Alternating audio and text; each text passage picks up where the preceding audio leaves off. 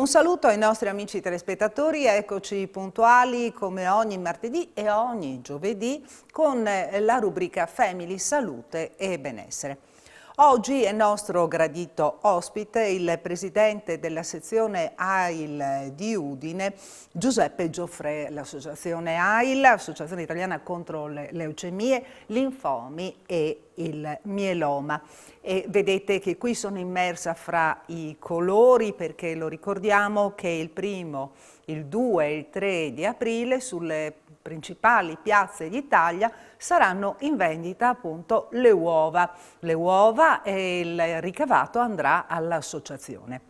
Intanto grazie Presidente, grazie per essere qui, per parlarci sia dell'associazione sia dell'attività dell'associazione. Grazie a lei e a tutti i telespettatori a cui rivolgo un caloroso buongiorno. E finalmente dopo 2 anni con le uova di Pasqua riusciamo a tornare in piazza, perché era dal 2020, l'inizio della pandemia, che non avevamo potuto esserci. Quest'anno invece ci siamo e siamo in 109 postazioni tra le province di Udine e Gorizia, perché noi di AIL Udine abbiamo anche la giurisdizione sulla provincia di Gorizia e penso che in un paio di mesi ci sarà la creazione della sezione interprovinciale.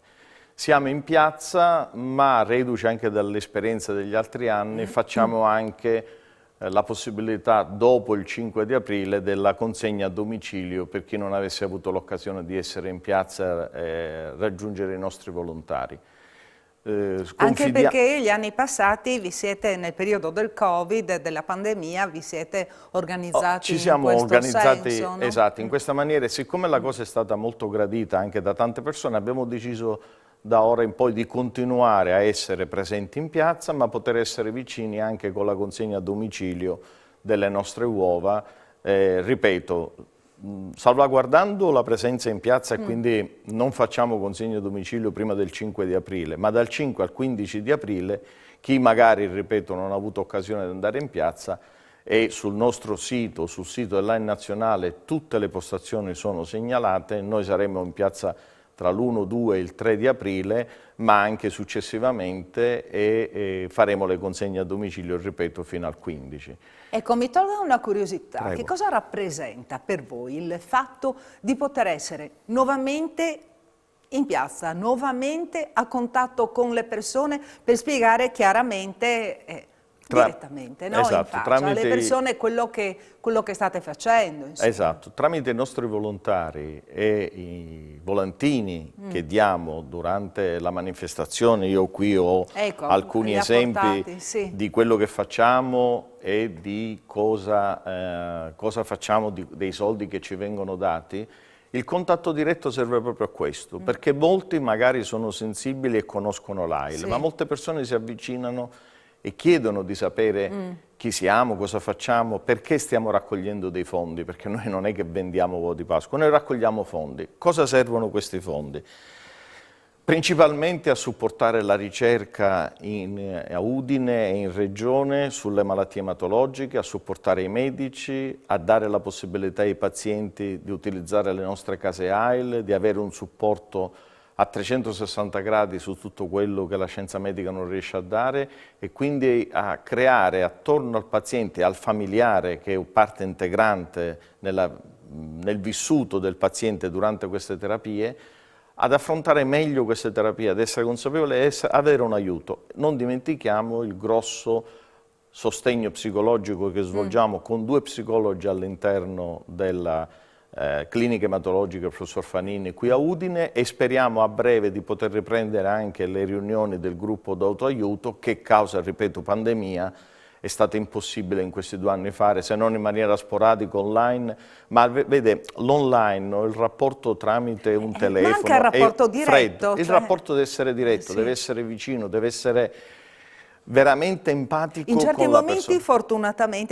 fortunatamente c'è questa possibilità, esatto. Comunque se si possono incontrare le persone direttamente. Guarda, oggi mi sento proprio immersa fra i colori, quando vediamo l'inquadratura immersa fra i colori delle uova di Pasqua. È anche importante per chi magari in questo momento ha un problema del genere in famiglia o diretto, nell'ambito dei nostri banchetti, molti di noi volontari sono ex pazienti, io sono un ex paziente, sentire già che c'è stato qualcuno che è riuscito a superare i problemi, che ha superato e anche meglio tantissime difficoltà. Io l'altro giorno, che era domenica, ho compiuto 22 anni.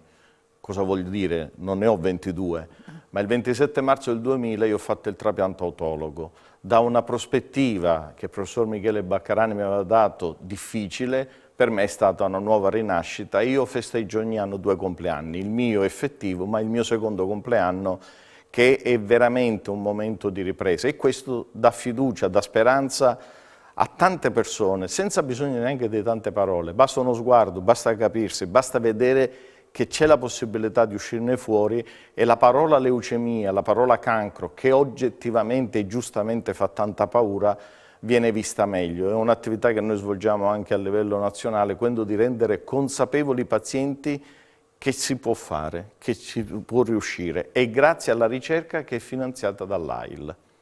Senta, lei ha detto che domenica ha festeggiato il 22esimo compleanno. Lei l'ha festeggiato rientrando dalla Polonia. Ecco, anzi dalla Polonia, perché chiaramente dalla Polonia.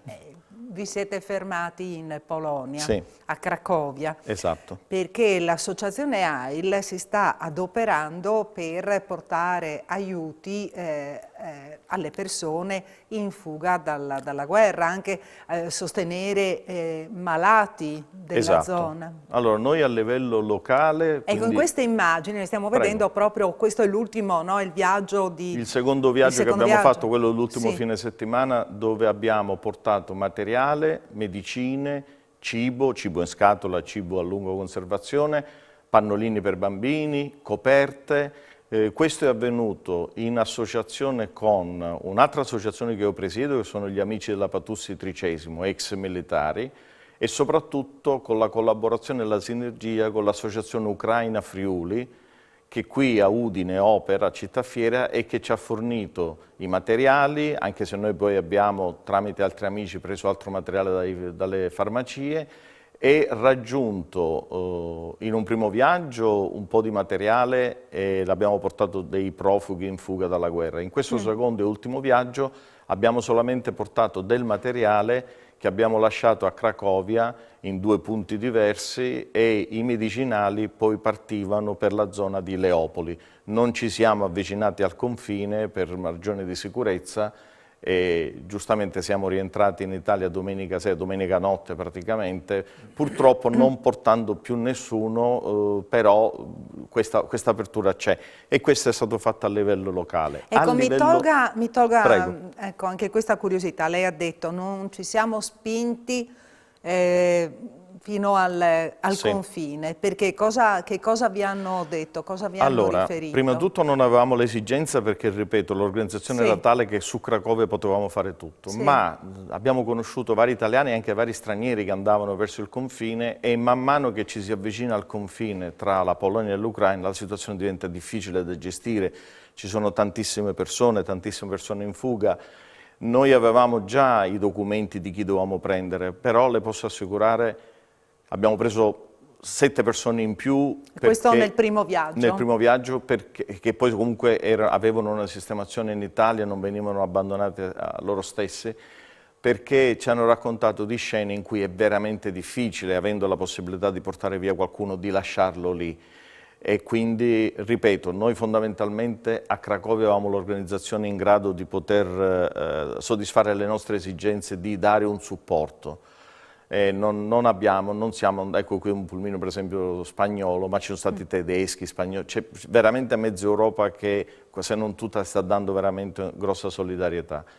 E questo l'abbiamo fatto a livello locale. A livello nazionale l'AIL, assieme alla Fondazione Italiana dei Linfomi, sta ricevendo pazienti ematologici dall'Ucraina che vengono smistati nei vari centri, già con un'organizzazione in atto. Oggi pomeriggio arriverà un paziente che andrà a Trieste nel reparto del professor Zaia, con AIL Trieste impegnata nell'accoglienza. Noi come AIL diamo l'accoglienza, il sostegno, l'interprete, E sempre a livello nazionale la possibilità, ha avuto un elenco dalla responsabile dell'ematologia ucraina di farmaci chemioterapici e stiamo vedendo se possiamo acquisire questi farmaci, se possiamo riuscire a mandarli su in Polonia per un eventuale trasporto in Ucraina, superando tutte le difficoltà di vario genere che non le dico sono tante.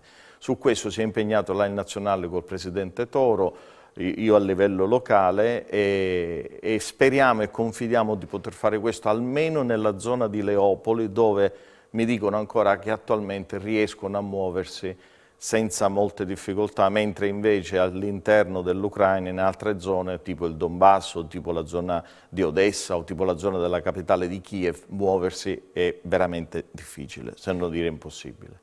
Ecco, voi state cercando appunto di portare in qua i pazienti, sistemarli nei vari ospedali. Sì, c'è già una lista, c'è già un piano di trasferimento sulla base delle difficoltà che ci sono impegnati i centri per questioni logistiche del nord Italia, ma so che, sentendo anche la responsabile dell'AIN nazionale, molti pazienti ucraini sono arrivati in maniera singola, personale, in qualche modo, ospiti di parenti, per esempio sappiamo che c'è gente a Bari, sappiamo che c'è gente in altre zone del sud Italia.